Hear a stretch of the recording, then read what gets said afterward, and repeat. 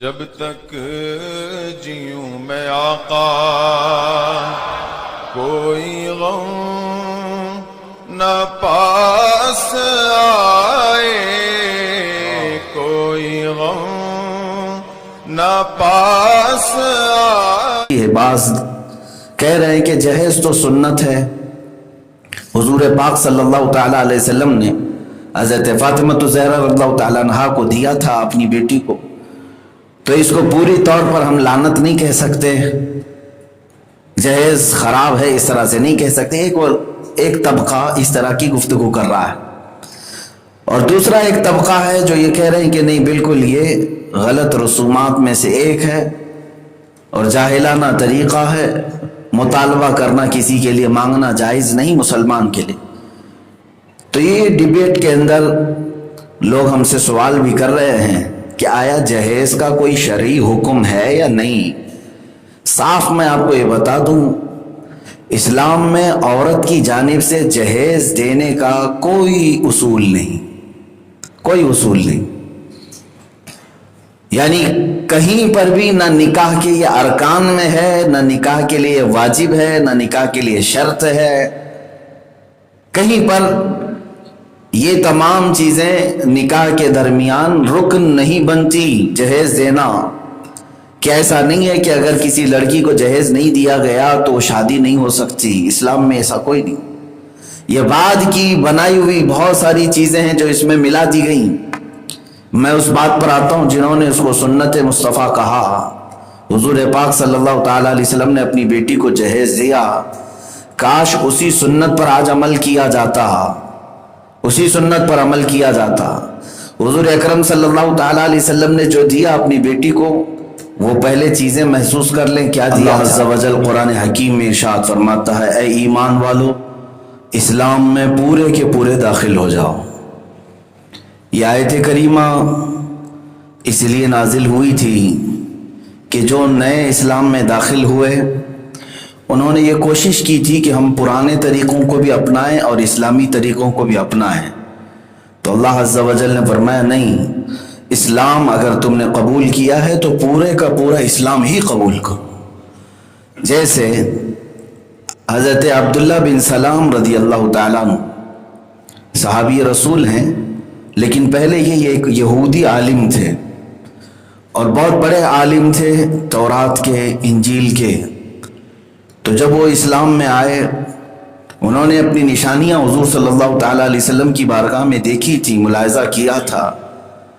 جب اسلام میں آئے تو وہ اپنے ایک پرانے طریقہ پر بھی عمل کرنا چاہتے تھے۔ وہ کیا ہے؟ یہودی مذہب میں اونٹ کا گوشت حرام ہے، اونٹ کا گوشت کھانا حرام ہے، اور امت محمدیہ میں حلال ہے۔ ہمارے لیے اونٹ کا گوشت حلال کیا گیا ہے۔ حلال کا مطلب فرض اور واجب تو نہیں، کمپلسری تو نہیں کہ ہر مسلمان اونٹ کا گوشت کھائے، ضروری نہیں۔ تو حضرت عبداللہ بن سلام رضی اللہ تعالیٰ عنہ نے یہ سوچا کہ میں اسلام میں داخل ہو چکا ہوں، اسلام میں اونٹ کا گوشت کھانا فرض اور واجب تو نہیں کھاؤں گا تو کوئی گناہ تو نہیں۔ اگر نہیں کھاتا تو اسلام پہ بھی عمل ہو جائے گا اور یہودی مذہب پہ بھی عمل ہو جائے گا۔ یہودی مذہب میں کھانا حرام ہے، دونوں پر عمل کر لوں گا۔ رب تبارک و تعالیٰ نے آیت نازل فرمائی، نہیں، پچھلے ادیان کو اس میں ملاتے ہوئے اسلام پر عمل نہ کرو۔ اے ایمان والو، اسلام میں داخل ہوئے ہو تو پورے کے پورے اسلام میں داخل ہو جاؤ۔ آپ فخر کے ساتھ کہو کہ میں مسلمان ہوں، فخر کے ساتھ کہو کہ میں شریعت محمدیہ کو فالو کرنے والا ہوں، اس کی پیروی کرنے والا ہوں۔ آج ہمارے حالات بھی اس طرح کے ہو چکے میرے عزیزو، خصوصاً ہندوستان کے مسلمان جو دوسرے کلچر ایڈاپٹ کیے ہوئے ہیں اور اسلام میں آنے کے بعد بھی وہ چیزیں برقرار رہ گئی۔ پرانے مسلمان ہو سکتا ہے جو نئے اسلام میں داخل ہوئے تھے، تو انہوں نے کچھ پرانے کلچر اپنے درمیان باقی رکھ لیے جو آج ہمارے لیے ایک فتنہ اور ایک بلا بن چکے ہیں۔ جیسے آج کے اس پرفتن ماحول میں بہت ساری چیزوں کو لے کر کے لوگ کشمکش میں ہیں، اور اسلام کے خلاف بحث بازیاں ہوتی رہتی ہیں.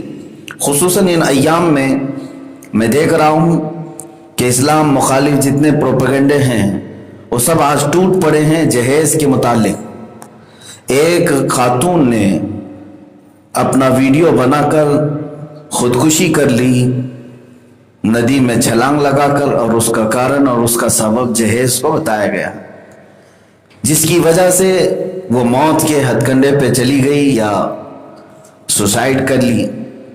یہ الگ بات ہے کہ سوسائڈ اور آتم ہتیا خودکشی اس کا کیا حکم ہے، اس پر میں بعد میں بات کرتا ہوں. لیکن جو ایشو لے کر کے آج سب جگہ بحث بازیاں ہو رہی ہیں کہ جہیز کے نام پر عورت مر گئی، خودکشی کر لی، یہ جہیز کیا ہے؟ دو طریقے کے گفتگو سننے کو ملتی ہے. بعض کہہ رہے ہیں کہ جہیز تو سنت ہے، حضور پاک صلی اللہ تعالیٰ علیہ وسلم نے حضرت فاطمہ الزہرا رضی اللہ تعالیٰ عنہا کو دیا تھا اپنی بیٹی کو، تو اس کو پوری طور پر ہم لعنت نہیں کہہ سکتے، جہیز خراب ہے اس طرح سے نہیں کہہ سکتے. ایک طبقہ اس طرح کی گفتگو کر رہا ہے، اور دوسرا ایک طبقہ ہے جو یہ کہہ رہے ہیں کہ نہیں، بالکل یہ غلط رسومات میں سے ایک ہے اور جاہلانہ طریقہ ہے، مطالبہ کرنا کسی کے لیے مانگنا جائز نہیں مسلمان کے لیے. تو یہ ڈیبیٹ کے اندر لوگ ہم سے سوال بھی کر رہے ہیں کہ آیا جہیز کا کوئی شرعی حکم ہے یا نہیں؟ صاف میں آپ کو یہ بتا دوں، اسلام میں عورت کی جانب سے جہیز دینے کا کوئی اصول نہیں، کوئی اصول نہیں. یعنی کہیں پر بھی نہ نکاح کے یہ ارکان میں ہے، نہ نکاح کے لیے واجب ہے، نہ نکاح کے لیے شرط ہے. کہیں پر یہ تمام چیزیں نکاح کے درمیان رکن نہیں بنتی جہیز دینا. کہ ایسا نہیں ہے کہ اگر کسی لڑکی کو جہیز نہیں دیا گیا تو وہ شادی نہیں ہو سکتی، اسلام میں ایسا کوئی نہیں. یہ بعد کی بنائی ہوئی بہت ساری چیزیں ہیں جو اس میں ملا دی گئیں. میں اس بات پر آتا ہوں جنہوں نے اس کو سنت مصطفیٰ کہا. حضور پاک صلی اللہ تعالیٰ علیہ وسلم نے اپنی بیٹی کو جہیز دیا، کاش اسی سنت پر آج عمل کیا جاتا، اسی سنت پر عمل کیا جاتا. حضور اکرم صلی اللہ تعالیٰ علیہ وسلم نے جو دیا اپنی بیٹی کو، وہ پہلے چیزیں محسوس کر لیں کیا دیا تھا. ایک چادر اور ایک پلنگ اور ایک مشک پانی بھرنے والا چمڑے کا، اور بعض روایات میں ایک چکی ہے اور 2 پتیلیاں ہیں، مٹی کی ہانڈیاں ہیں. یہ ہے سیدہ کائنات فاطمہ الزہرا رضی اللہ تعالیٰ عنہا کا جہیز جو رسول کریم صلی اللہ علیہ وسلم نے رخصتی کے وقت انہیں دیا تھا. تو سنت حضور اکرم صلی اللہ تعالیٰ علیہ وسلم کی بتا کر گاڑی گھوڑے مانگنے والے، کیا وہ اتنے جہیز پر قناعت کر لیں گے؟ اگر آج اپنی بیٹی کو کوئی ایک چادر، ایک تکیہ اور ایک بستر دے کر کے بھیج دے تو کیا تم قبول کر لو گے؟ سنت کو بہانہ بنا کر ماں باپ پر بلا بن کر کے اترنے والے وہ جوانوں کے لیے میں آج کہتا ہوں، حضور اکرم صلی اللہ تعالیٰ علیہ وسلم نے جو دیا تھا اس کا پس منظر کسی کو نہیں معلوم، اللہ ماشاء اللہ جانتے ہیں اہل علم. لیکن اکثر جو آج بحث کر رہے ہیں کہ نہیں یہ سنت ہے، اس کو اس طرح سے خلاف بھی نہیں کہنا چاہیے. ارے تاریخ تو پڑھو. میرے آقا صلی اللہ تعالیٰ علیہ وسلم کے نکاح، حضرت فاطمہ الزہرا رضی اللہ تعالیٰ عنہ کے نکاح کا جب مسئلہ آیا، حضرت علی نے پیغام بھیجا حضور اکرم صلی اللہ تعالیٰ علیہ وسلم کی بیٹی سیدہ کائنات کے نکاح کے لیے. تو حضور اکرم صلی اللہ تعالیٰ علیہ وسلم نے انہیں طلب فرمایا. کس کو؟ حضرت علی کرم اللہ وجہہ الکریم کو. پوچھا تم میری بیٹی فاطمہ سے نکاح کرو گے تو مہر میں کیا دو گے؟ مہر یہ مرد کی طرف سے ہے، عورت کی طرف سے نہیں، عورت کو دینا نہیں ہے. اسلامی جو نکاح ہے اس کا اصول، اس کا کانسیپٹ قرآن پاک کی نظر میں ہے، مرد ہی عورت کو دے گا. یہ تو بدلا ہوا ہے، یہاں پر عورت پورے مرد کو پال رہی ہے. ہندوستان میں شادی کر کے آتی ہے، حتیٰ کہ وہ جوڑا بھی جو شادی میں پہنتا ہے وہ عورت کے پیسوں کا پہن کے آتا ہے. نہیں ایسا رواج ہے. اسلام نے جو فضیلت بیان کی ہے، الرجال قوامون علی النساء بما فضل اللہ بعضهم علی بعض وبما انفقوا من اموالہم. اللہ فرماتا ہے مردوں کو اللہ نے حاکم بنایا ہے عورتوں پر، وہ اس لیے کہ اپنا مال عورتوں پر خرچ کرتے ہیں۔ مردوں کو فضیلت کیوں دی گئی ہے؟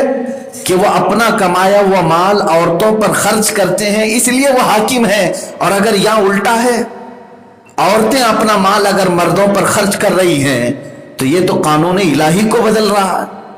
یہ رواج میرے عزیزو، حضور اکرم صلی اللہ تعالی علیہ وسلم نے انہیں طلب فرمایا، حضرت علی سے پوچھا کہ کیا ہے تمہارے پاس مہر کے لیے؟ کہا کچھ بھی نہیں، میرے پاس کچھ ابھی مال نہیں ہے۔ حضور اکرم صلی اللہ تعالی علیہ وسلم نے پوچھا وہ تمہاری جو زرہ تھی، لوہے کا لباس جنگوں میں پہنا جاتا تھا، اسے زرہ کہتے ہیں، وہ کہاں ہے؟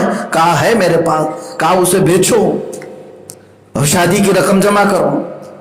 یہ نہیں کہ میں بیٹی کا باپ ہوں اور میں سب دے دوں گا۔ حضرت علی رضی اللہ تعالیٰ عنہ نے اپنے وہ لوہے کی زرہ حضرت عثمان غنی رضی اللہ تعالیٰ عنہ کے ہاتھ بیچ دی۔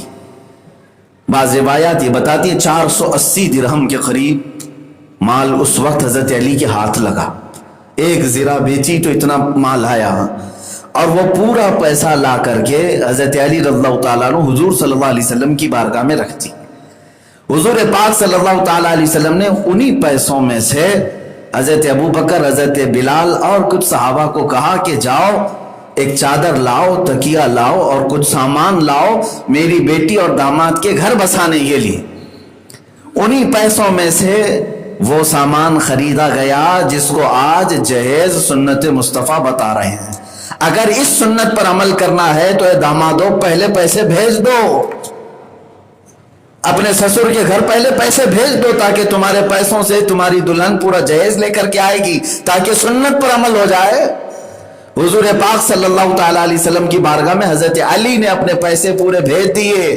اس کو کہتے ہیں مہر معجل، یعنی پہلے سب سے جلدی میں ادا کیا جانے والا مہر۔ حضرت علی نے مہر کے طور پر پورے پیسے دیے، اسی میں سے سیدہ کائنات فاطمہ الزہرا رضی اللہ تعالیٰ عنہ کا جہیز خریدا گیا، جس کو جہیز کہا جا رہا ہے۔ کس کے پیسوں سے آیا؟ شوہر کے پیسوں سے آیا، حضرت علی کے پیسوں سے آیا۔ اور اس کے بعد اتنا ہی نہیں، حدیث کی کتابوں میں یہاں تک موجود ہے کہ میرے آقا صلی اللہ تعالیٰ علیہ وسلم نے حضرت فاطمہ کے لیے خوشبو خریدی، وہ بھی حضرت علی کے پیسوں سے، شوہر کے پیسوں سے، خوشبو تک اس پیسوں سے منگوایا اور پھر اپنی بیٹی کو رخصت کیا۔ اچھا، ایک تاریخی بات یہ ہے جس کا پس منظر بتایا نہیں جاتا، صرف حضور صلی اللہ تعالیٰ علیہ وسلم نے اپنی بیٹی کو جہیز دیا تھا، اور اس کو بنیاد بنا کر بعض لڑکے کے گھر والے اس کو سنت سمجھ کر زبردستی وصولنا چاہتے ہیں، انکم ٹیکس کی طرح۔ میرے عزیزوں، دوسری بات یہ بھی ہے کہ حضور پاک صلی اللہ تعالیٰ علیہ وسلم کی اور بھی تو بیٹیاں تھیں، حضرت ام کلثوم ہیں، حضرت سیدہ رقیہ ہیں، ان کا جہیز کہاں ہے؟ ان کے متعلق کوئی روایت کیوں نہیں بیان کی جاتی کہ ان کی بھی تو شادیاں ہوئی؟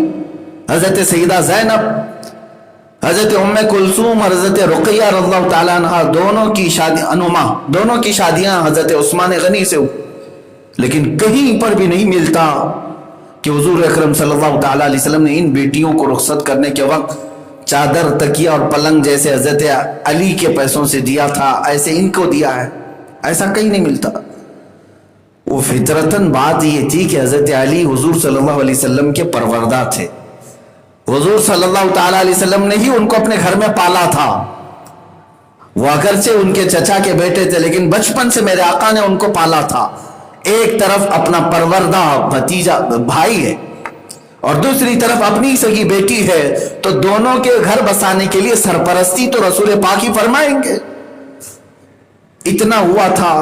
یہ ہے جہیز کے متعلق جو روایات میں لوگ کشمکش میں مبتلا ہیں، میں اس کی وضاحت کرنا چاہتا ہوں۔ عزیزان گرامی، اب آتی ہے بات جو یہاں کے رسم و رواج کو میں کہتا ہوں یہ ہندوانہ رسم و رواج ہیں۔ یہاں پر ہندوستان میں ہندوؤں کے اپنے اصول یہ تھے کہ جب بیٹی کی شادی کر دی جائے تو سارا مال اس کو دے کر رخصت کر دیں، اس لیے کہ بیٹیوں کا باپ کے حصے میں، باپ کی وراثت میں کوئی حصہ نہیں رکھا جاتا۔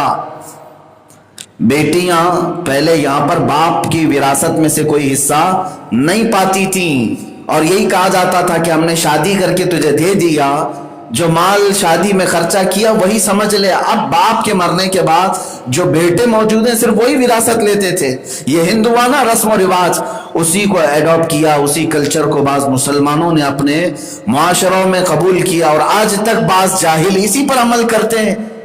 بہت سارے جاہل ایسے ہیں جو کہتے ہیں ہم نے تو اپنی بہنوں کو نکاح میں سب کچھ دے دیا تھا، اب ہمارے باپ کی جو وراثت ہے وہ صرف ہماری ہے۔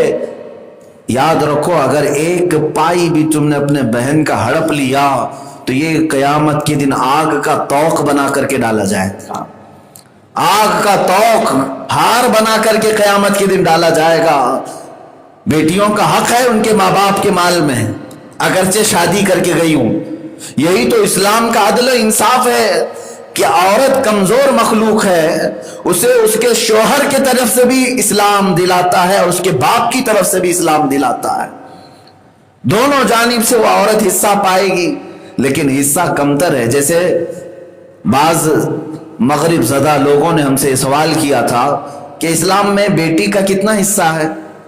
کہا قرآن پاک میں للذکر مثل حظ الانثیین، مرد کو اگر ایک حصہ دیا جائے گا باپ کے مال میں سے تو عورت کو، بیٹی کو آدھا حصہ دیا جائے گا۔ یا یوں سمجھ لیں باپ نے 30,000 روپے چھوڑے ہیں، ایک بیٹا ہے ایک بیٹی ہے، کتنا دیا جائے گا؟ تو ہم نے کہا 20,000 لڑکے کو، 10,000 لڑکی کو دیا جائے گا، یعنی دگنا لڑکے کو ملے گا، ایک حصہ لڑکی کو ملے گا۔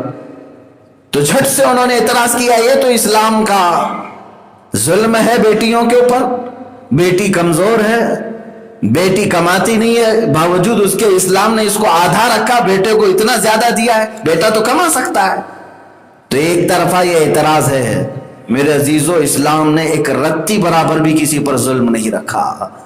یہاں اپنے باپ کے ذریعے سے وہ آدھا ضرور پا رہی ہے، لیکن جہاں وہ نکاح کر کے جاتی ہے اپنے شوہر سے بھی اپنا ترکہ ضرور پاتی ہے۔ تو دو جانب سے اسلام نے اس کو وراثت میں حصے دار بنایا ہے، وہ مرد کے برابر ہی مال پاتی ہے۔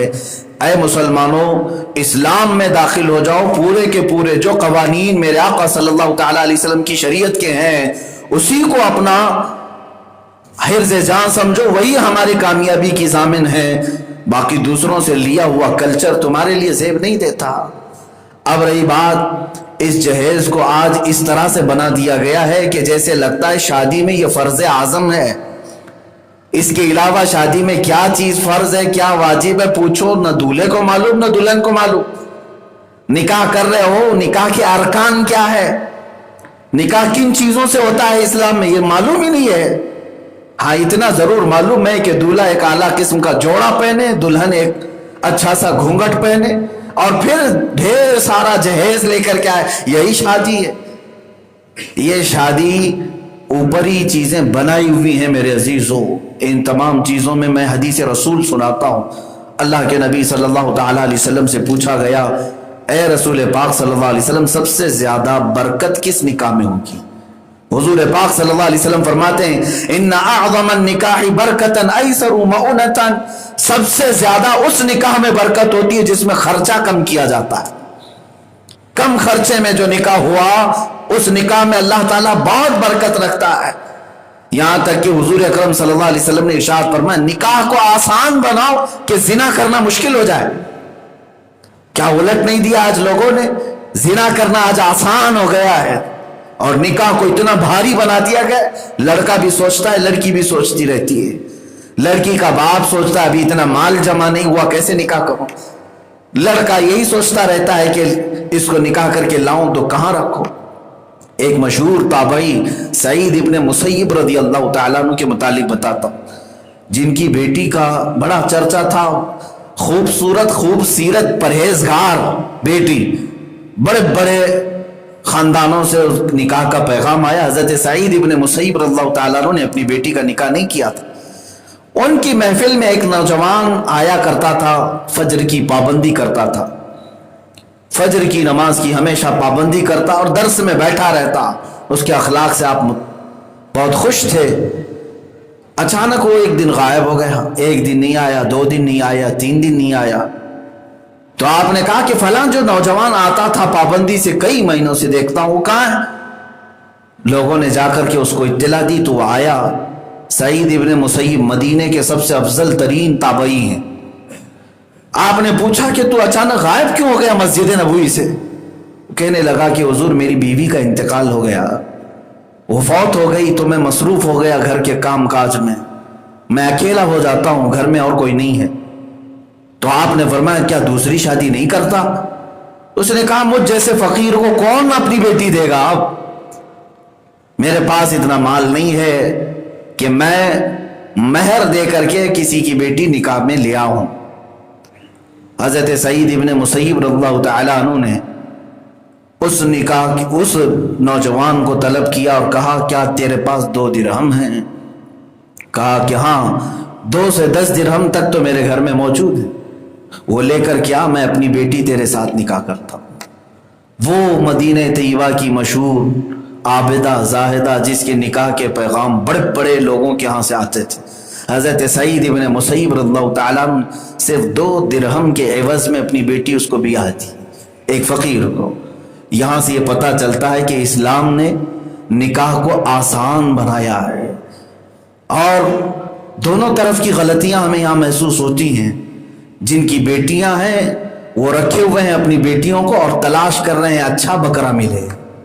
हाँ, जाहिर सी बात है, तुम्हारी नीयत में भी तो खोट है, नौकरी वाला तलाश करना है, इंजीनियर मिल जाना चाहिए, डॉक्टर मिल जाना चाहिए, हराम हलाल क्या कमाता है ये नहीं देखा जाए, बड़ी जायदाद हो, प्रॉपर्टी हो।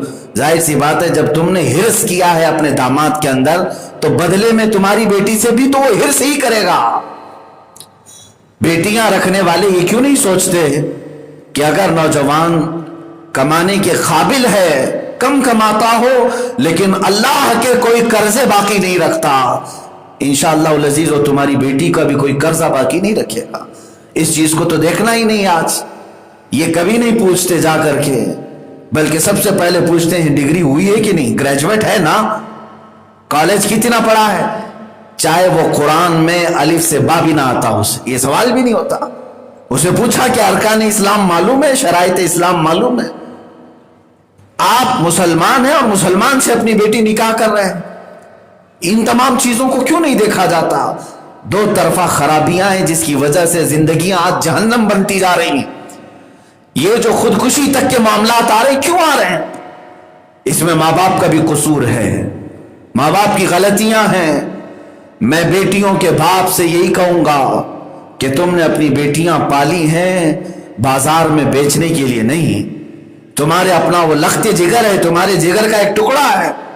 तुम जब किसी के घर से रुखसत कर रहे हो तो अल्लाह उसके रसूल के नाम पर, आज भी हमारे घरों में ये रिवाज है या नहीं, जब हमारी बेटी रुखसत होती है तो अल्लाह का कलाम कुरान मुकद्दसा लेकर के घर से जाती है, आज भी है रिवाज। मेरे अजीजों, यही हमारे बुजुर्गों का था तरीका। बेटी जब घर पर जाती थी अपने शोहर के घर वाले आकर पूछते क्या लाई है, तो कहती कुरान पाक लेकर आई। लेकिन वो अब सिर्फ रस्म के लिए कुरान दिया जा रहा है, बाकी तो सब जहेज के नाम पर क्या क्या उसको उठा करके डाला जाता है। फिर उसमें एक एक चीज पर उसके घर वाले उसे तंग करते हैं। एक बात याद रखना, दुनिया के तलबगार का पेट कभी नहीं भर सकता। हदीस पाक में है यहां तक कि कब्र की मिट्टी ही उसे भर सकती है, बाकी उसका पेट कभी नहीं भरेगा। जो तुमसे आज मुतालबा किया था कि इतना माल चाहिए, ये याद रख लेना कि वो कभी खामोश नहीं रहेगा। 1 लाख का मुतालबा करने वाला शादी के 2 साल के बाद 2 लाख फिर मांगेगा, उसके बाद फिर मांगेगा। जो वॉशिंग मशीन मांगता है वो मिक्सर भी मांगता है, जो बाइक मांगता है वो फिर कार भी मांगेगा।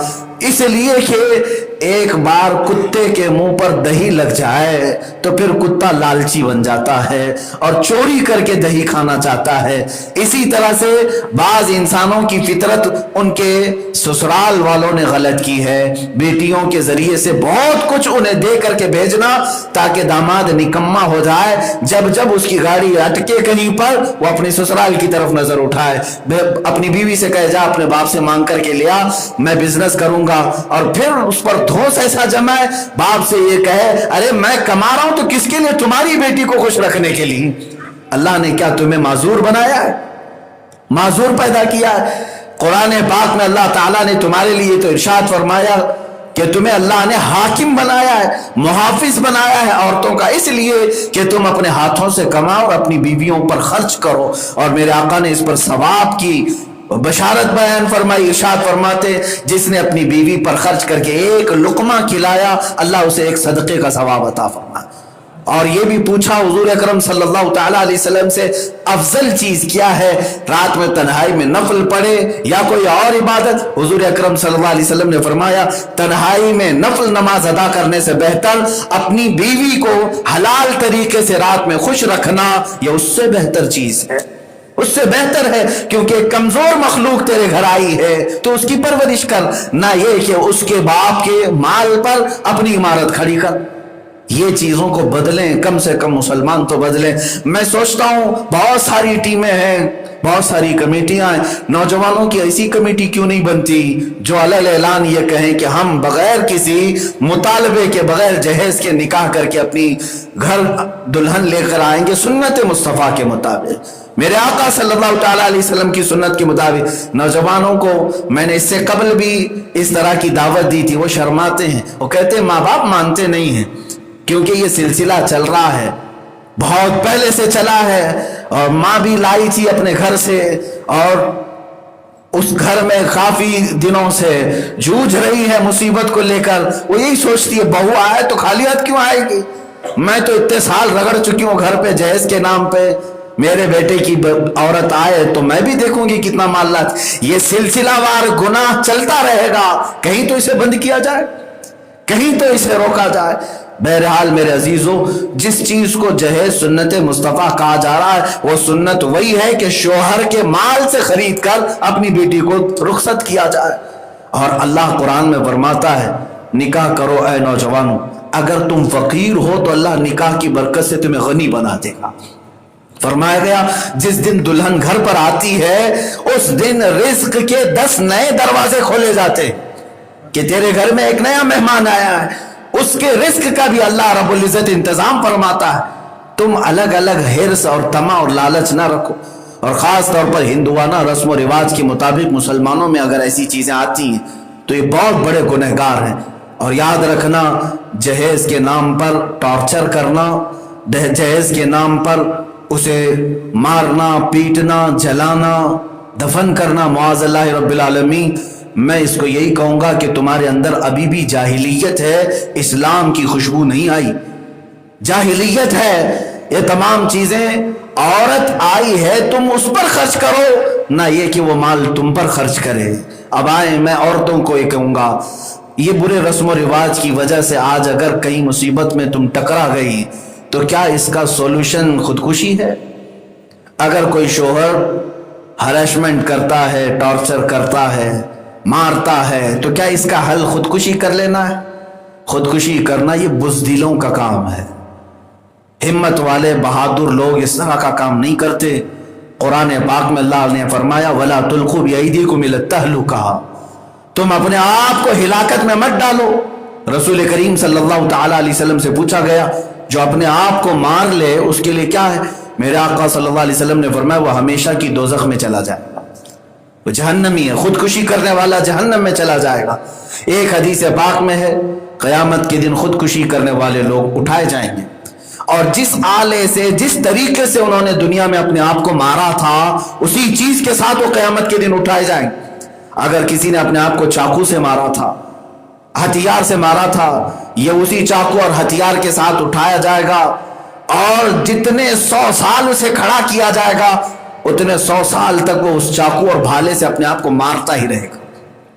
اور حدیث پاک میں جس نے جلا کر کے اپنے آپ کو ہلاک کیا وہ قیامت کے دن اٹھایا جائے گا اور آگ میں جلتا ہی رہے گا، جلتا ہی رہے گا، بند نہیں کی جائے گی، اس پر آگ کو ختم نہیں کیا جائے گا۔ جو زہر پیا اور زہر کی پڑیا کھایا، حدیث پاک میں ہے وہ قیامت کے دن اسی زہر کے ساتھ اٹھایا جائے گا۔ یہ 3 باتیں حدیث میں ہیں، زہر کی پڑیا کے ساتھ وہ کھاتا رہے گا، اس کے جسم کے اعضاء باہر نکلتے رہیں گے، پھر کھائے گا، پھر اعضاء باہر نکلتے رہیں گے، اندر کے پیٹ کی چیزیں نکلتی رہیں گی، پھر اسے تیار کیا جائے گا، وہ اسی عذاب میں مبتلا رہے گا۔ خودکشی کرنے والے کیا سمجھتے ہیں کہ بس اب بہت ہو گیا، اب ہم سکون سے جا کر کے سو جائیں۔ کون سے سکون سے سو گے؟ ادھر تم مرو گے، ادھر عذاب کے فرشتے تمہارے سر پر کھڑے ہیں، فوراً تمہارے اوپر جہنم کے دروازے کھولے جائیں گے۔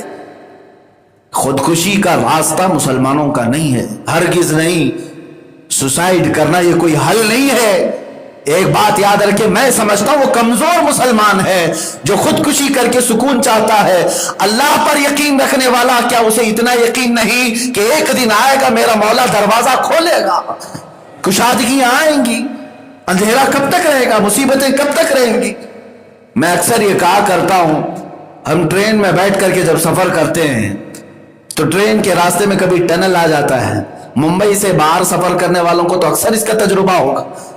ٹرین جب بھی ممبئی سے باہر نکلتی ہے تو ایک پہاڑ کی سرنگ میں سے جاتی ہے، اور جب پہاڑ کی سرنگ میں ٹرین داخل ہوتی ہے تو کافی اندھیرا، اتنا اندھیرا ہو جاتا ہے کہ گھبراہٹ ہو۔ لیکن مجھے یہ بتاؤ، ٹرین کے مسافر اس ٹنل سے گزرنے کے وقت سب ٹرین چھوڑ کے اتر جاتے ہیں، وہاں ٹنل میں کودنے لگتے ہیں، سرنگ میں بھاگنے لگتے ہیں؟ نہیں، سب خاموش بیٹھے رہتے ہیں۔ کیوں؟ اس لیے کہ انہیں معلوم ہے جو ٹرین چلا رہا ہے ڈرائیور، وہ تھوڑی ہی دیر میں ٹنل سے باہر نکالے گا اور یہ اندھیرا اجالوں میں بدل جائے گا۔ تم اپنی گاڑی کے ڈرائیور پر اتنا یقین رکھتے ہو تو زندگی بھر چلانے والے رب پر کیوں نہیں یقین رکھتے؟ وہ خلاق کائنات، خالق الاسباب، آج اگر تمہیں مصیبتوں سے گزارتا ہے تو تمہارے درجات کو بلند کرنے کے لیے۔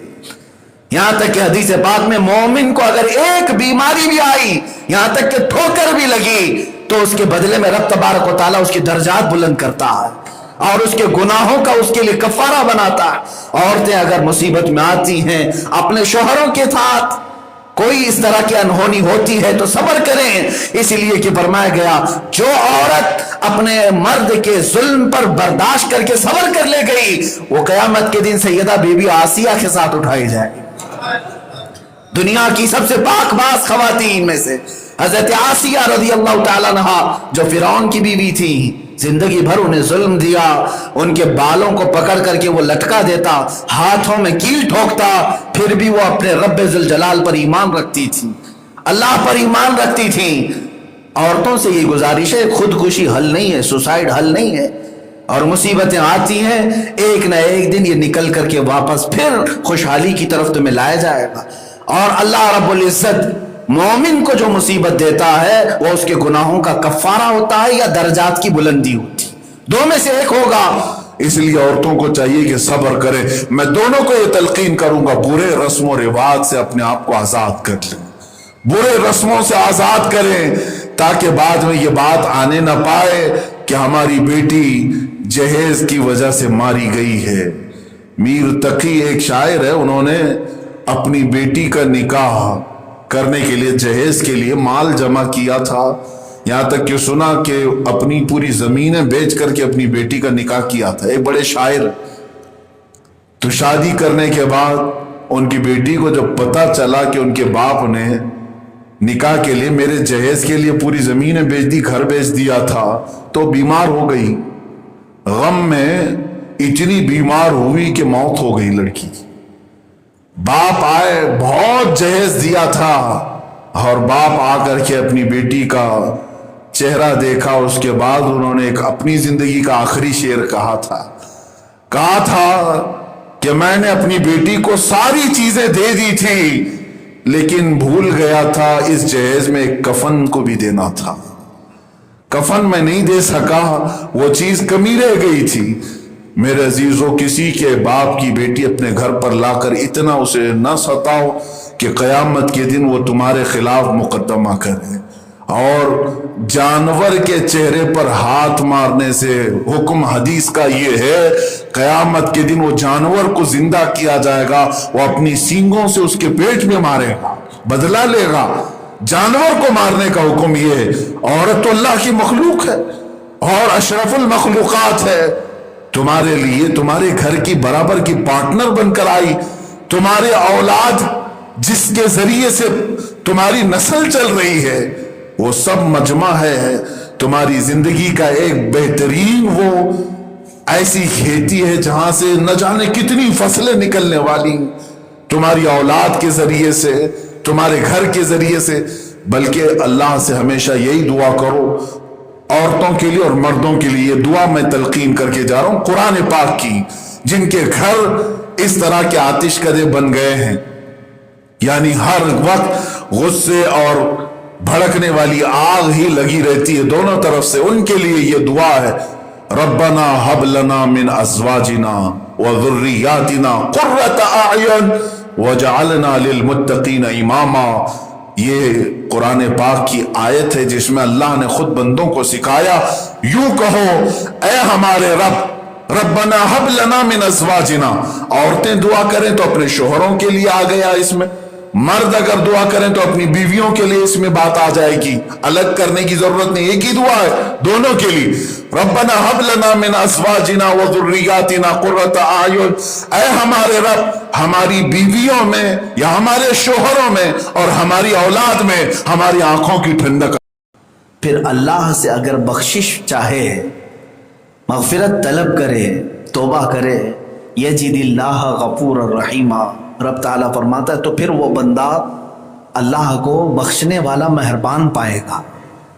یعنی رب تبارک و تعالیٰ ان تمام گناہوں کے بعد بھی اعلان یہ فرما رہا ہے کہ اگر تم اب بھی بخشش طلب کرو گے تو مولا مہربان ہے، مغفرت فرما دے گا۔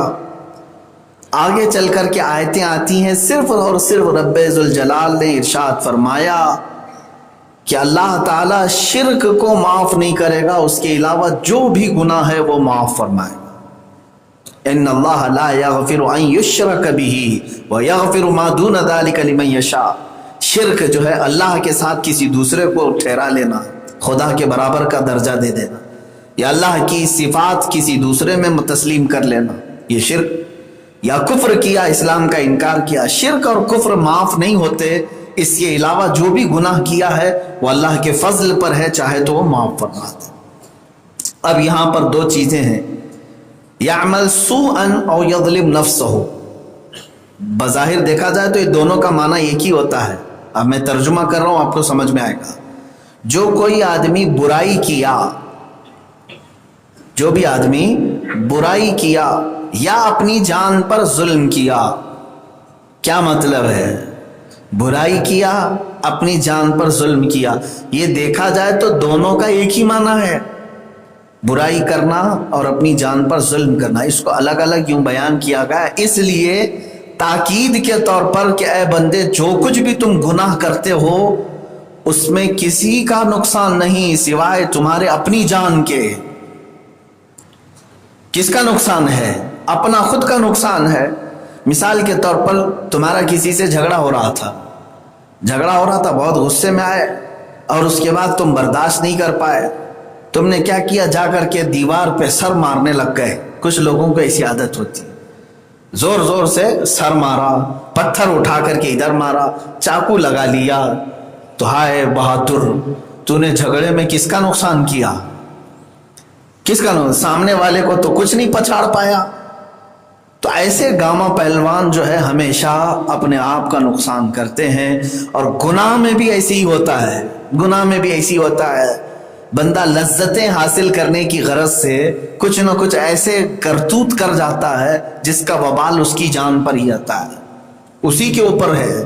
آگے رب تعالیٰ فرماتا ہے کہ وَمَن يَكْسِبْ إِثْمًا فَإِنَّمَا يَكْسِبُهُ عَلَى نَفْسِهِ، جو گناہ کرے گا، جو گناہ کمائے گا، اس کی کمائی اسی کی جان پر پڑے گی، یہ نہیں ہے۔ اور ایک جگہ آیت ہے، 2-3 مرتبہ یہ اللہ تعالیٰ کا فرمانا ہے، لا تزر وازرۃ وزر اخرى، کسی دوسرے کا کیا ہوا گناہ تمہارے سر پر نہیں ڈالا جائے گا، جو تم کیے ہو وہ تم بھگتو گے، اور تمہارا کیا ہوا کسی اور کے سر پہ بھی نہیں ڈالا جائے گا۔ لیکن انسان یہاں پر ہمیشہ زندگی میں اپنے گناہوں کو دوسرے کے سر پہ ہی ڈالتا ہے۔ دیکھ لینا آپ کبھی بھی اپنے کرتوت کا وہ اقرار نہیں کرتا کہ میں نے ایسا کیا، بعض مقامات پر کر لیتا ہے لیکن اکثر اپنے گناہ اور اپنی برائیوں کا بوجھ کسی اور کے سر پہ ڈال دیتا ہے۔ میاں آپ تو فلاں کو گالی دے رہے تھے، ارے اس نے ایسا کیا نا اسی لیے میں نے گالی دی، تو اس کا مطلب ہے سبب کوئی اور تھا، تم بے قصور ہو۔ انسان اپنے آپ کو بے قصور ثابت کرتا ہے۔ اس کے علاوہ چلے انسانوں کے اوپر بوجھ ڈالنا تو الگ بات ہے، کچھ شریف لوگ ہوتے ہیں جو انسانوں کے سر پہ بوجھ نہیں ڈالتے لیکن اپنے سارے گناہوں کا بوجھ شیطان کے اوپر ڈالتے ہیں۔ میں تو سیدھا آدمی تھا، کیا کروں، شیطان بہکا دیا، شیطان کے بہکانے سے میں نے ایسا کر دیا۔ یا تو نفس امارہ کے شیطان کی طرف اکثر یہ بوجھ ڈال دیا جاتا ہے، ابلیس لعین کے سر پر نماز کیوں نہیں پڑھتے، فجر میں کیوں نہیں آئے، کیا کروں، اٹھنا تو چاہتا تھا، شیطان اتنی گہری نیند سلا دیا، خبیث ہے، مردود ہے، لعین ہے۔ آپ نے 3-4 اس کے اوپر گالیاں بھی رکھ دی، ٹھیک ہے، لیکن اپنے آپ میں تبدیلی یہ بندہ نہیں چاہتا۔ یہی اللہ رب العزت نے یہاں تاکیداً فرمایا، جو گناہ تم کر رہے ہو کسی کے سر پہ ڈالنے سے کچھ نہیں ہوتا، تم خود بھگتو گے اس کو۔ یہاں پر ایک شعر ہے جو مشہور ہے، کہا جاتا ہے، نہ ادھر ادھر کی بات کر مجھے یہ بتا قافلہ لٹا کیوں، نہ ادھر ادھر کی بات کر مجھے یہ بتا قافلہ لٹا کیوں، مجھے رہزنوں سے غرض نہیں تیری رہبری کا سوال ہے۔ رہزن کہتے ڈاکوؤں کو جو راستے میں لوٹ لیتے ہیں۔ میاں صاحب کوئی آ رہے تھے قافلہ لے کر کے دلی سے ممبئی، لٹ گئے بیچ میں، ہم نے پکڑ کر کے پوچھا اتنا سارا سامان ساتھ میں لا رہے تھے، لٹ گئے آپ؟ کہا کیا کروں، چور ایسے تھے، ڈاکو ایسے تھے، فلاں تھے، ان لوگوں نے لوٹ لیا، سارا الزام ڈاکوؤں کے سر پہ ڈال دیا۔ تو اب شاعر نے یہی کہا ہے، مجھے یہ مت پتا رہزن ڈاکو کیسے تھے، چور کیسے تھے، سوال تو تیری رہبری کا ہے، تو کیا کر رہا تھا اس وقت جب ڈاکو آئے تھے، تب تو کیا کر رہا تھا؟ میرے عزیزو، تم ہزار ہیلے بہانے کرو، شیطان نے مجھے بہکایا، مجھے فلاں چیز نفس ادھر لے گئی، ادھر لے گئی، دوستوں نے گمراہ کیا، یہ سب عذر نہیں قبول کیے جائیں گے، تمہاری جان پر ہی یہ ساری آفتیں پڑیں گی، قیامت کے دن تم سے ہی سوال ہوگا۔ اپنے گناہوں کا بوجھ اگر تم دوسروں پر ڈالتے ہو تو یہ قبول نہیں کیا جائے گا، یہی کہا جائے گا۔ اللہ فرماتا ہے میں نے تجھے شر اور خیر پہچاننے کی صلاحیت پہلے سے دی تھی، تو جانتا تھا اچھا کیا ہے برا کیا ہے، مزے تو لے لیا، اب یہاں آ کر کے الزام کسی اور کے سر پہ ڈالتا ہے۔ مجھے بتاؤ، گناہ کرنے والے پاگل تو نہیں ہوتے؟ پاگل تو نہیں، پاگلوں کے اوپر سے تو شریعت کا قلم اٹھا لیا گیا، کیونکہ ذہن ہے نہیں، عقل ہے نہیں، دماغ نہیں ہے، تو ان کے اوپر احکام بھی نہیں ہے۔ لیکن جتنے گناہ کرتے ہیں کیا سب پاگل ہوتے ہیں؟ سب دماغ سے پیدل ہوتے ہیں؟ سب عقل والے ہیں؟ سب ذہن رکھنے والے ہیں؟ سوال یہی ہوگا، چلو ٹھیک ہے شیطان نے تمہیں بہکایا، جس وقت وہ شیطان تمہیں وسوسے ڈال رہا تھا تمہاری عقل کہاں تھی؟ تمہارا دماغ کس طرف تھا؟ کیا تمہیں اس بات کا خیال نہیں تھا کہ اللہ تمہیں دیکھ رہا ہے؟ کیا تمہیں اس بات کا احساس نہیں تھا کہ اللہ کے حضور تمہیں حاضر ہونا ہے؟ اسی لیے یہ حدیث مجھے یاد آتی، اللہ کے نبی صلی اللہ علیہ وسلم نے ارشاد فرمایا، مومن جب زنا کرتا ہے اور شراب پیتا ہے، دو چیزوں کے بارے میں، نشہ، زنا کرتا ہے یا نشہ کرتا ہے، تو اس وقت اس کے ساتھ ایمان نہیں رہتا، ایمان نکال لیا جاتا ہے سر کے اوپر سے۔ حضور اکرم صلی اللہ تعالی علیہ وسلم کی حدیث ہے، ایمان کی حالت میں کوئی بندہ یہ گناہ کر ہی نہیں سکتا۔ ایمان کہتے ہیں اللہ کو ماننا، اللہ قادر مطلق ہے، تو جس کے دل میں یہ ایمان ہے کہ رب دیکھ رہا ہے، ارے میاں یہاں تو عام انسان اگر دیکھ رہا ہے تو ہم سطر نہیں کھولتے، مجمع میں کیا آپ اپنے سطر کھول کے بیٹھتے ہیں؟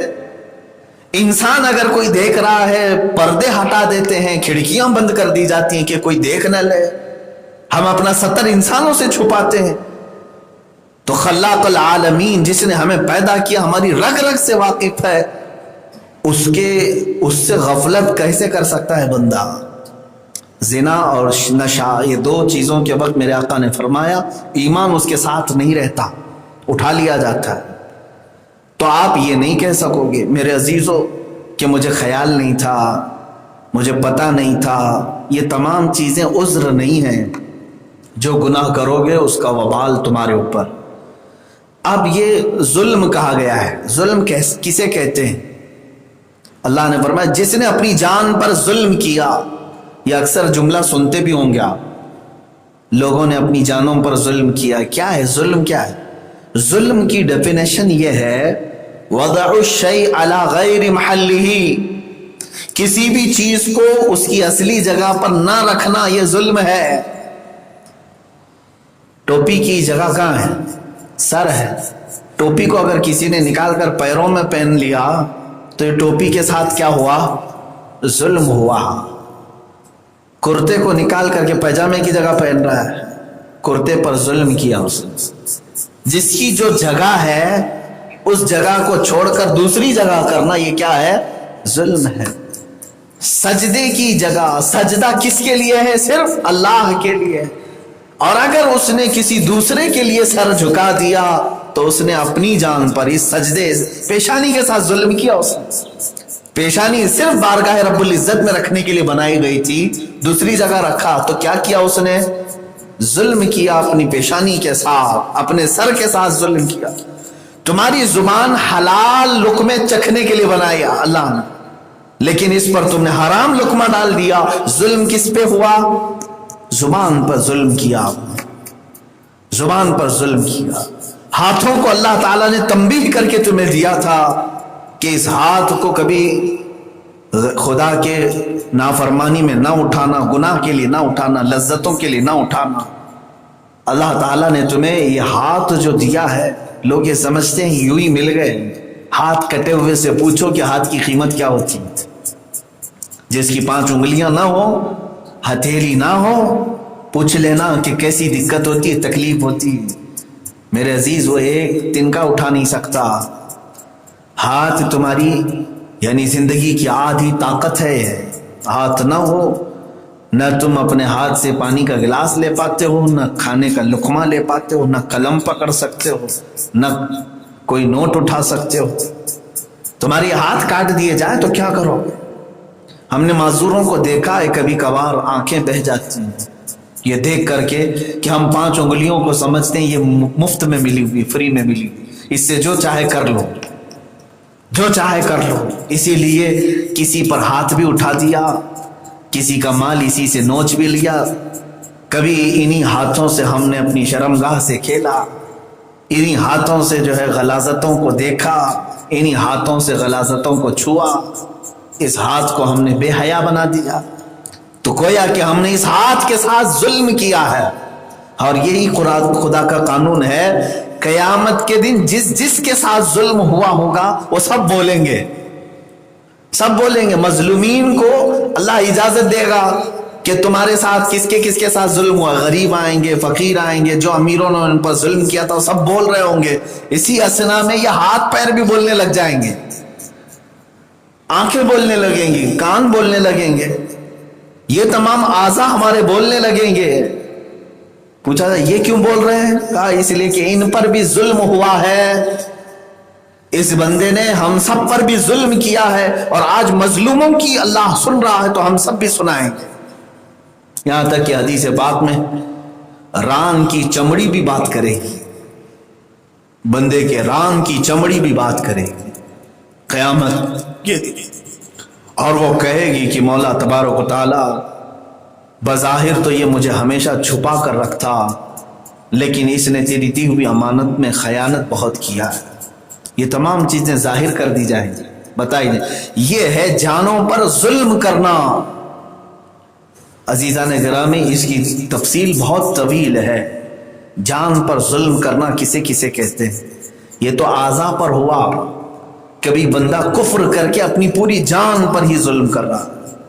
اب میں نے جو تعریف بتائی، ڈیفینیشن، کہ جو چیز جہاں رکھنے کی ہے وہیں رکھیں تو انصاف ہے، اگر غلط جگہ رکھا تو ظلم ہے. اسی کو کیا کہتے ہیں؟ ظلم. اب ہم سمجھتے ہیں چلے ہاتھ پیر اپنے کاموں کے لیے دیا تھا، یہ جان کس کے لیے دیا اللہ نے؟ یہ جان کس کی ہے؟ تو اگر उलमाए अहले सुन्नत की सुनो तो पता चला ये जान सिर्फ रसूलुल्लाह के लिए दिया है। अल्लाह ताला ने इस्लाम के लिए तुम्हें दिया है, और अगर इस्लाम नहीं है तो फिर तुम्हारी जान का कोई मतलब भी नहीं है। अल्लाह के हबीब सल्लल्लाहु ताला अलैहि वसल्लम की अजमत, उनकी नामोस, अल्लाह रब्बुल इज्जत की वहदानियत और इस्लाम की बका, यही इसका मकसद है जान का। और अगर तुम अपनी जान किसी और पर फिदा करने की बात करते हो तो मेरे अजीज तुम अपनी पूरी जान पे जुल्म कर रहे हो, पूरी जान पे जुल्म कर रहे हो। आप ये नहीं कहते, बाज मकामात पर झूठे इश्क और झूठी मोहब्बतों के किस्सों में ये कहा जाता है महबूबा को मेरी जान तेरे लिए हाजिर। क्यों मियाँ, अल्लाह ने तुम्हें जान मुफ्त में दिया है, इसलिए किसी पर भी निछावर कर दोगे, लुटा दोगे? ला करके दिखाओ इस तरह की एक और जान। कुरान तो कहता है तुम एक मक्खी भी नहीं पैदा कर सकते। इंसानी जान तो बहुत बड़ी बात है, एक मक्खी नहीं बना सकते, तुम मक्खी नहीं पैदा कर सकते। कुरान पाक में अल्लाह ताला ने फरमाया ज़अफ़त तालिब वल मतलूब, कमजोर है मक्खी, बहुत कमजोर है, लेकिन तुम बहुत ताकतवर हो ना, वो बना नहीं सकते इसलिए तुम भी कमजोर हो। इंसानी जान को इस तरह इधर उधर फिदा करने की बात ना करें। शेर व शायर, गजलियात, गाने बजाने, इन तमाम से अकीदे बिगड़ते हैं। इसीलिए सहाबा की बातें सुनो। अल्लाह अकबर। दुनिया में हमने कुछ मकौले, कुछ बातें ऐसी सुनी हैं जो आज भी कानों में गूंजती हैं।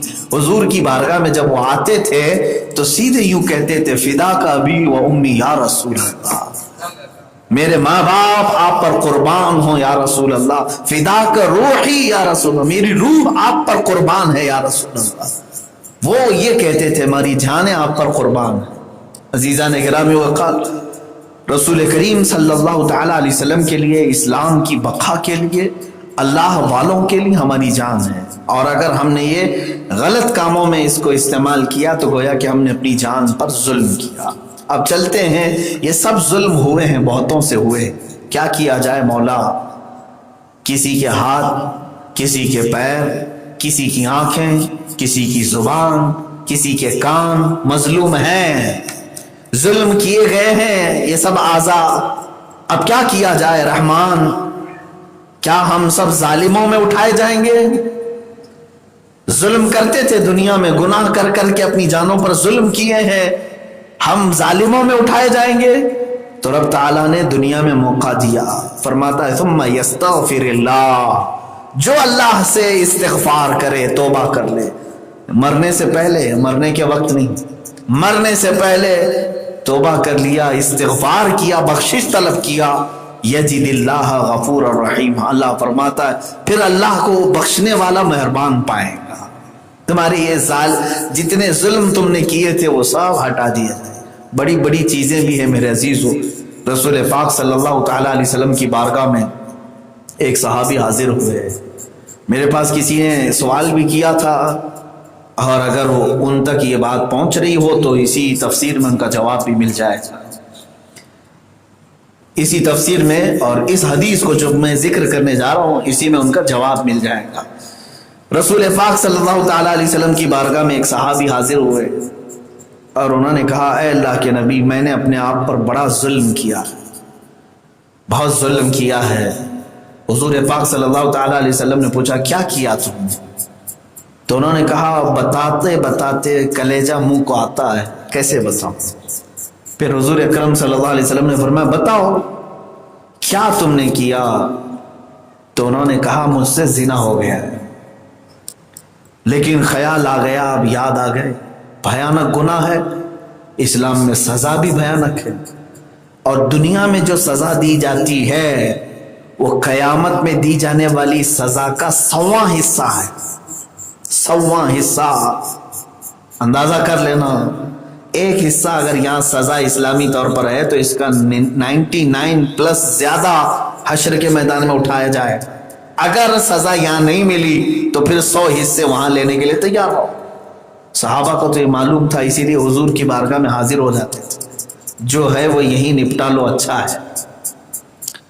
या रसूल अल्लाह सल्लल्लाहु अलैहि वसल्लम, मुझे पाक कर दें। रहमत आलम नूर मुजस्सम सल्लल्लाहु ताला अलैहि वसल्लम ने 3 बार पूछा। होशो हवास में कह रहे हो? کہا ہاں بالکل ہوش و حواس میں کس بات؟ تمہیں معلوم ہے اسلام میں زنا کی سزا کیا ہے؟ کہا ہاں معلوم ہے، شادی شدہ ہو تو سنسار کر دیا جائے، پتھروں سے ہلاک کر دیا جائے، یہ ہے بڑی سزا، اور اگر شادی شدہ نہیں ہے تو 100 کوڑے مارے جائیں، آدھا زمین میں دفن کر کے۔ اتنی سخت ترین سزا ہے یہ۔ بعض لوگ اس پر سوال اٹھاتے ہیں، لوگ کہتے ہیں اسلام بہت کٹر واد ہے، بہت سخت سزائیں دیتا ہے۔ جب ان کی بیٹیوں کا ریپ ہوتا ہے تب پتہ چلتا ہے کہ یہ خود بھی مطالبہ کرتے ہیں کہ ریپسٹ کو موت کی سزا دے دو، جلا دو، مار دو۔ جس کے گھر میں یہ ہوتا ہے وہ خود مطالبہ کرتا ہے کہ نہیں ہم زانی کو نہیں چھوڑیں گے، ریپسٹ کو مارو، قتل کرو، ٹکڑے کرو۔ میرے عزیز یہی تو اسلام کی خوبی ہے، وہ ہر عورت کو بیٹی کا درجہ دیتا ہے۔ زنا پر اتنے سخت ترین سزا کیوں رکھی گئی؟ اس کی وجہ یہی ہے کہ 100 بار سوچے، کوئی بھی اپنی شہوت کی اور اپنی حیوانیت کی پیاس بجھانے کے لیے کسی کو نشانہ بناتا ہے اور اسلام کی طرف اس کا خیال ہے تو ڈر جائے گا، کانپ جائے گا۔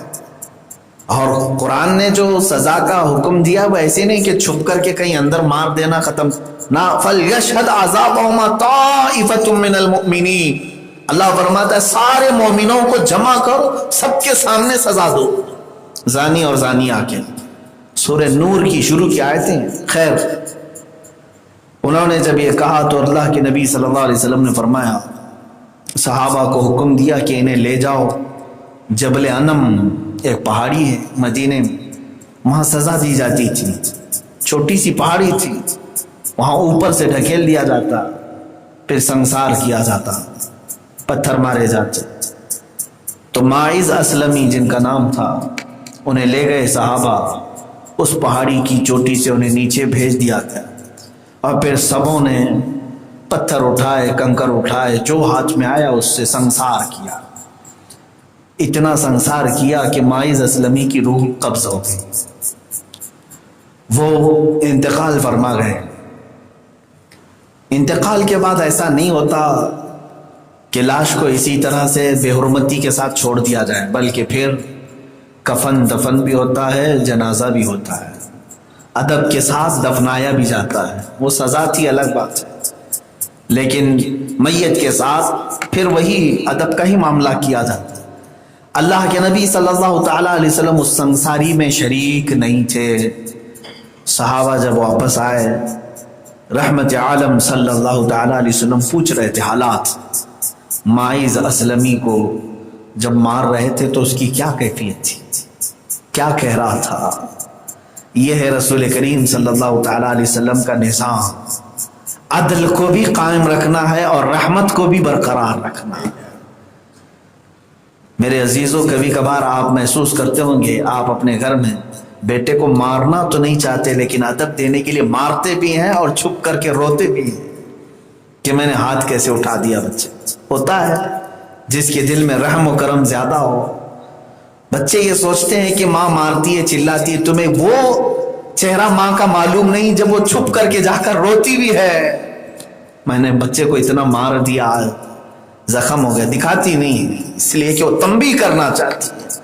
اور رحمت عالم صلی اللہ تعالیٰ علیہ وسلم ایک طرف سزا کا حکم دے رہے ہیں، دوسری طرف مسجد نبوی شریف میں بیٹھے غمگین، آنکھوں سے بڑے بڑے آنسوؤں کے قطرے، اور صحابہ سے پوچھتے ہیں کہ ماعز کا کیا حال تھا جب انہیں سنسار کیا جا رہا تھا۔ تو سب بڑھ کر کے کیفیت بتا رہے تھے۔ ایک صحابی نے کہا، اے اللہ کے نبی، جب مارا جا رہا تھا تو ان کی زبان پر یہ تھا، ترحم لنا یا رسول اللہ، اے اللہ کے رسول ہم پر بھی رحم ہو جائے، ہم پر بھی رحم ہو جائے۔ اور رحم کی آواز لگاتے تھے۔ حضور اکرم صلی اللہ تعالیٰ علیہ وسلم کی ہچکیاں۔ میرے عزیز، زنا پر تو سزا ہے لیکن جو شخص ہے اس سے نفرت نہیں کی جاتی، گناہ سے نفرت ہوتی ہے۔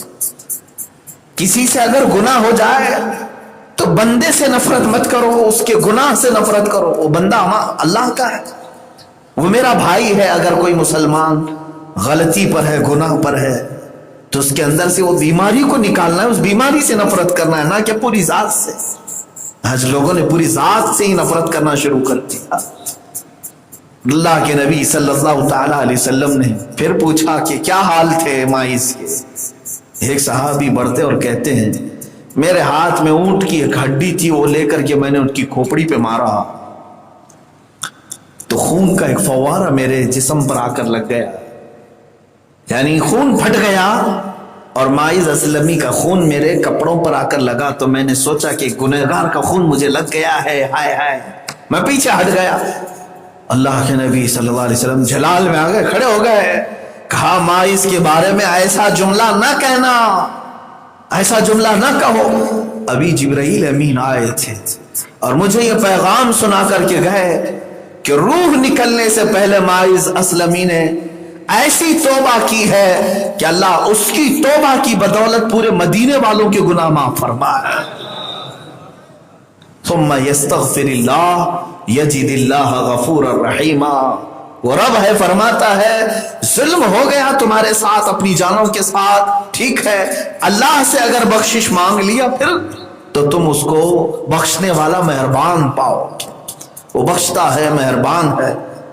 یہاں تک کہ بندے کی توبہ میں جتنی جلدی وہ قبول کرتا ہے دنیا میں کوئی اتنی جلدی مانتا بھی نہیں۔ یہ میرے آقا صلی اللہ تعالی علیہ وسلم کا رحم و کرم تو دیکھو میرے عزیزو، حضور صلی اللہ تعالی علیہ وسلم نے اللہ سے یہ درخواست کی کہ مولا میری امت کو مہلت دے توبہ کی، تو فرمایا گیا کہ ٹھیک ہے مرنے سے 1 سال پہلے توبہ کر لیں تو معاف کر دیے جائیں۔ اب ہم میں سے کس کو معلوم ہے کہ 1 سال بچا ہے؟ رحمت عالم صلی اللہ تعالی علیہ وسلم نے عرض کیا کہ مولا میری امت کو اور مہلت دے، اور مہلت دے دے۔ کہا گیا کہ موت سے 1 مہینہ پہلے یہ توبہ کر لیں اپنے تمام گناہوں سے، میں بخش دوں گا۔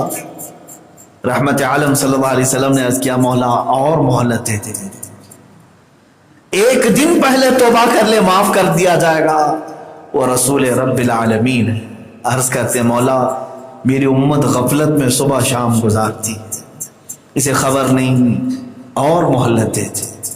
اللہ تعالیٰ نے اپنے حبیب صلی اللہ علیہ وسلم کا اپنی امت سے بے انتہا محبت کرنا دیکھتا ہے، پھر اپنے حبیب کے لیے یہ اعلان فرمایا اے محبوب جاؤ، آپ کی امت غرغرہ شروع ہونے سے پہلے، روح نکلنے سے پہلے غرغرہ جس کو کہتے ہیں ایک کیفیت آتی ہے جس میں گلے میں آواز رندتی چلی جاتی ہے، خر خر کی آواز آنے لگ جاتی ہے، روح نکلنے کے وقت فرشتے نظر آ جاتے ہیں، سرانے کے بعد وہ دیکھتا ہے فرشتوں کو اور خرخرے کی جو آواز آتی ہے، ارشاد ہوا اے محبوب آپ کی امت اس خرخرے کی آواز سے پہلے بھی توبہ کر لے میں سارے گناہ معاف کر دوں گا۔ یہاں تک کی مہلت ہے مسلمانوں کس کو ملتی ہے؟ کس کو ملتی ہے؟ ہم پکڑے جانے والے ہیں، اگر چوری کیا تھا، کچھ بھی کیا تھا، پولیس دروازے پر آ گئی، اندر بیٹھ کے توبہ کر لو، پولیس واپس چلی جائے گی۔ جج کے پاس حاضر ہو رہے ہو، مقدمہ شروع ہونے سے 1 گھنٹہ پہلے توبہ کر لو، کیا چھوڑ دیے جائیں گے؟ تم بول دو جج کے سامنے کہ جج صاحب کیا تو تھا لیکن 1 گھنٹے پہلے میں نے توبہ کر لیا، نہیں میاں اب کیس چلے گا، سزا بھی ہوگی۔ دنیا کی کوئی عدالت تمہاری معافی تلافی کو قبول نہیں کرتی، سزا دے کر رہتی ہے، وہ صرف رحمان کی عدالت ہے جو مولا فرماتا ہے تم ایک بار استغفار کرو، خرخرا شروع ہونے سے پہلے بھی مولا تمہارے پچھلے تمام گناہوں کو معاف فرمائے گا۔ عزیزان گرامی وقار، اس طرح کی بے شمار باتیں ملتی ہیں۔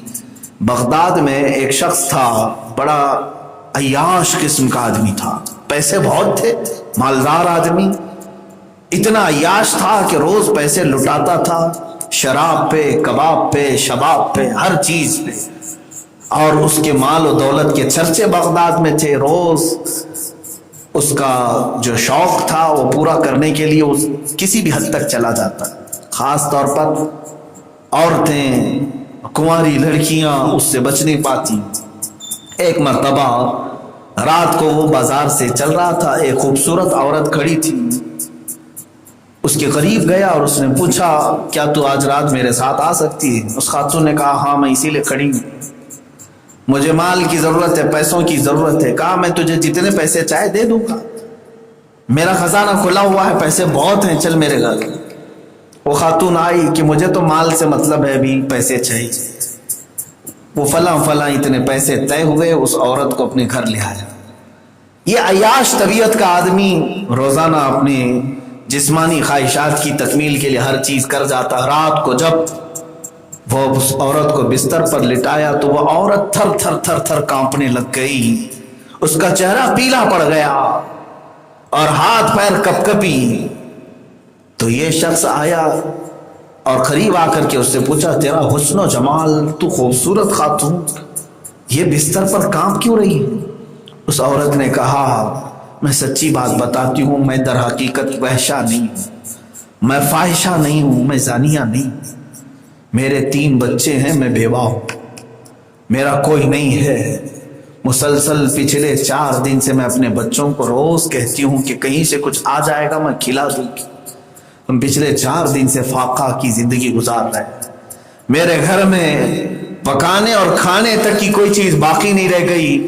اب بھی میرے بچے گھر میں بھوکے ہیں اور میں نے یہ سوچا کہ بازار میں کوئی بھی مل جائے، پیسے کہیں سے مل جائے، میں پیسے لے کر کے آؤں اور اپنے بچوں کے لقمے تو لے سکوں اور ان کے گلے کو نرم کر سکوں. بس میری اتنی خواہش تھی. لیکن مجھے یہ نہیں معلوم تھا کہ تیرے گھر آنے کے بعد یہ ننگا ناچ بھی دیکھنا ہوگا، بے حیائی. کہا، تو پھر تو کانپ کیوں رہی ہے؟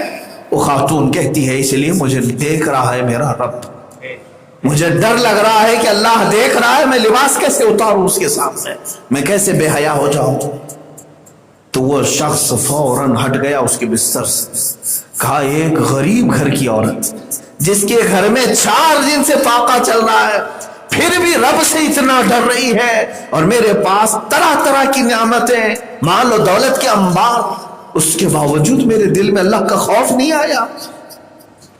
اسی اللہ نے مجھے سب کچھ دیا ہے اور میں اب تک نہیں ڈر رہا، اور اس کے گھر میں کچھ نہ ہو کر کے بھی یہ ڈر رہی ہے اللہ سے. اتنا سوچ کر کے وہ کھڑا ہو گیا اور اس کی آنکھوں سے آنسو جاری ہو گئے. کہا، اے رب ذوالجلال، میں بہت بڑا ظالم، بہت بڑا ظالم. اس نے اپنے خزانے سے جتنا مال چاہیے تھا اس خاتون کو دے دیا ہدیتاً، اور کہا، لے جا، تیرے بچوں کی پوری زندگی بھر انہیں کھلا. میں آج توبہ کر لیتا ہوں، آج کے بعد سے اس گناہ میں کبھی دوبارہ نہیں جاؤں گا، اس لیے کہ اس خاتون کی کپ کپی نے مجھے ڈرا دیا. اے مسلمانوں، میں آپ سے یہ کہنا چاہتا ہوں، کبھی کچھ نہ ہو کر کے بھی کچھ بندے اللہ سے ڈرتے ہیں، اور کچھ لوگ سب کچھ ہونے کے باوجود بھی اللہ سے ڈرتے نہیں، خوف نہیں کھاتے ہیں. اللہ تعالیٰ جب چاہے نعمتیں واپس چھین لے گا. اب جو بات مجھے بتانی ہے وہ یہ ہے کہ جب پچھتاوا آتا ہے تو یہ اچھی چیز ہے، جب شرمندگی آتی ہے تو یہ اچھی چیز ہے. یہ بھی اللہ کی عنایت ہے جو توبہ کی توفیق مل جاتی ہے. رات کو روتا رہا. اس کی ایک عادت تھی، روزانہ کی عیاشیاں اپنی ڈائری میں لکھتا تھا. آج کتنی لڑکیوں کو گھر لایا تھا، شراب کی کتنی بوتلیں پی گیا، جوا میں کتنے پیسے ہارا جیتا، وہ سب روزانہ ڈائری میں لکھتا تھا. کافی موٹی ڈائری، روز کی عیاشیاں لکھی جاتی تھی. کون سی عورت کس طرح آئی، کیا اس کے ساتھ کیا، سب کچھ لکھا جاتا تھا. ڈائری پوری گھر میں بنا کر کے رکھا ہوا تھا، ایک پوری نوٹ. آج کی رات اس کی تبدیلی والی رات تھی. اب وہ ڈر رہا تھا، میں نے خود اپنے ہاتھوں سے عیاشیاں اتنی لکھی ہیں، پھر میرے اعمال نامے میں کیا کیا لکھا گیا ہوگا. سجدے میں گر گیا اور رونے لگا. اے رب ذوالجلال، کیا میری معافی ہو سکتی ہے؟ کیا میں معاف کیے جانے کے قابل ہوں؟ بے چینی تھی، بے قراری تھی، بہت رویا اللہ کی بارگاہ میں، اور اپنے اوپر کیے ہوئے ظلم سے وہ اللہ تعالیٰ کی بارگاہ میں پناہ مانگنے لگا. رو رو کر کے جب تھک گیا تو سوچا کہ پتہ نہیں میں معاف کیا جانے والا ہوں کہ نہیں. جاتا ہوں کسی کھائی میں کود کر کے ختم ہو جاتا ہوں، اس لیے کہ اب بے قراری بڑھ گئی، بے چینی بڑھ گئی. بندہ کبھی کبھار گناہ چھوڑتا ہے تو اسے یقین ہوتا نہیں ہے کہ میں معاف کیا جا سکتا ہوں کہ نہیں. تو اسی بے چینی میں کسی صاحب نے مجھے یہی سوال کیا تھا، بے چینی بہت ہے، بے قراری بہت ہے. توبہ کے بعد بے چینی نہیں ہونی چاہیے میرے عزیز، گناہ پر بے چینی ہو. توبہ کرنے کے بعد تو راحت و سکون ہے. کیا تمہارا رب تعالیٰ کی ذات سے یقین کمزور ہے؟ وہ رحمان ہے، رحیم ہے، قرآن میں جا بجا غفور کہا، اپنے آپ کو غفار کہا ہے. تو اب ہوا کیا، وہ سوچا کہ میں کسی کھائی میں گر جاؤں، ختم ہو جاؤں. وہ ڈرتے ڈرتے اپنی اس ڈائری کو اٹھایا جس میں روز کی عیاشیاں لکھی جاتی تھی. اس نے اٹھایا. اب اس ڈائری کو کھول کر کے دیکھا تو کسی بھی پنے پر، کسی بھی پیج پر کچھ بھی لکھا ہوا باقی نہیں، کچھ بھی لکھا ہوا نہیں ہے. سب کے سب سفید ہیں ورق، کچھ بھی نہیں. وہ بار بار پلٹ کر کے دیکھنے لگا، کہیں اس پر کوئی چیز لکھی ہوئی نہیں.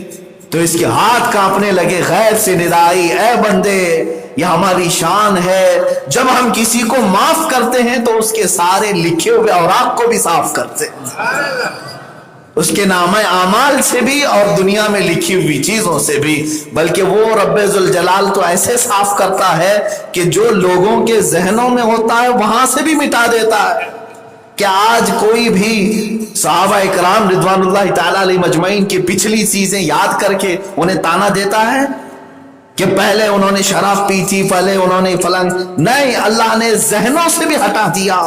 جب پاک ہو جاتے ہیں بندے تو اللہ خوب ستھرا کرتا ہے. بس اس کی شرط یہی ہے جو قرآن میں اللہ فرماتا ہے ثم یستغفر اللہ، جو بندہ استغفار کرے. استغفار کیا ہے؟ استغفر اللہ ربی من کل ذنب واتوب الیہ. یہ عربی میں ہے، اور آپ اردو میں بھی اللہ سے یوں عرض کر سکتے ہیں، اے اللہ میرے رب، میں تجھ سے بخشش کا سوال کرتا ہوں، میں تجھ سے معافی طلب کرتا ہوں اپنے گناہوں کی، جو انجانے میں کیا، جو جانے میں کیا، مولا تو معاف کر دے. یہی استغفار ہے. اور قرآن میں اللہ فرماتا ہے وَمَا كَانَ اللَّهُ مُعَذِّبَهُمْ وَهُمْ يَسْتَغْفِرُونَ، جب تک میرے بندے استغفار کرتے رہیں گے میں ان پر عذاب نہیں بھیجوں گا. عذاب نہیں آئے گا اللہ کا، اجتماعی عذاب جو آتا ہے وہ نہیں آئے گا. استغفار میں باقی توبہ کرتے رہو. یہی آیات کا خلاصہ تھا میرے عزیزوں. یہ آیتیں کیوں آئی جانتے ہیں آپ؟ توما کا جو واقعہ ہے پورے مدینے کا وہ یاد کرو. اس نے 4 بڑے گناہ کیے تھے. چوری کیا، دوسرے پر جھوٹی تہمت لگایا، اور جھوٹ بولا، اور جھوٹ پر لوگوں کو وکیل